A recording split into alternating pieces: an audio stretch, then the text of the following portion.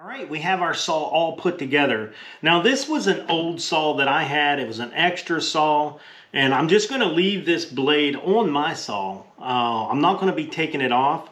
So what I done here is the guard that was on this, the original guard that was on this saw, I took it off, and everything that I didn't need, I just took it off. This is just going to be for cutting beams. That's it. So we're going to leave it alone. Now, I didn't do this whole thing on video because actually it was a bit confusing when I first started putting it together.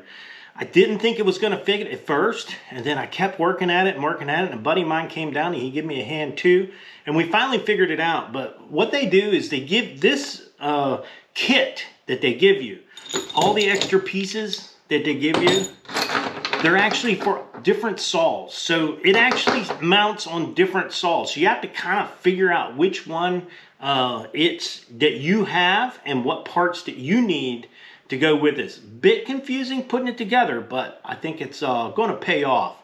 We do have a pretty nice little saw here. This thing is going to be pretty nice for cutting them big beams. This will cut up to a 12-inch beam. So yeah, definitely what we need here on the homestead with the sawmill and all. You know, if you cut them with a circular saw, it seems like it just takes you forever. You got to keep rotating that. You got to keep rotating the log over and over, or the beam, to get it cut. And then I can never get them straight. They're always off a little bit. And this is going to make it nice because it's going to cut a nice straight line. I wanted to give you just a little close-up on it and how we mounted ours on. This is made for a worm gear saw too. I'm not sure how all that works, but it does work on this saw. We ended up cooking into here, and this is the thing that you would slide to adjust the level up and down on your saw. But that's the only one that's hooked there, and then we put this bolt in here. Now, one issue that I had was the bolt that they gave me, these bolts that they gave me, none of them would fit in here. I had to have my own one, so this saw may not have been made for this, or this blade might not have been made for this saw. I don't know.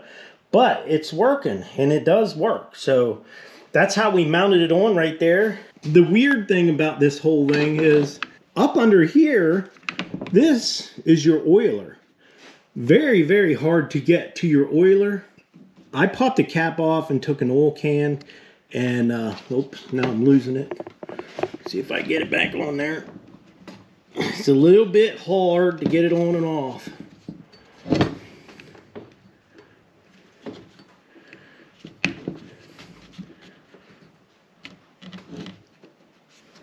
So I got the cap back on there, but that is your oiler. A little tough getting in there to the oiler.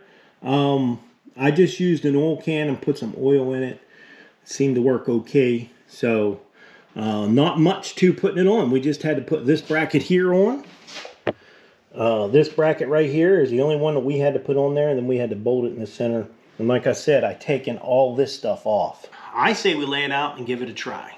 Okay, this is the 12-inch beam cutter.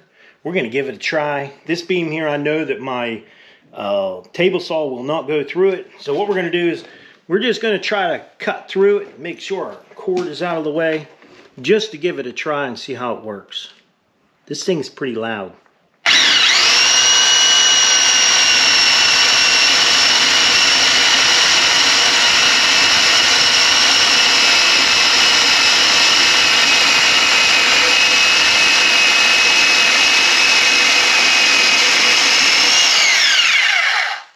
Wow, it's pretty aggressive. It definitely cuts, that's for sure.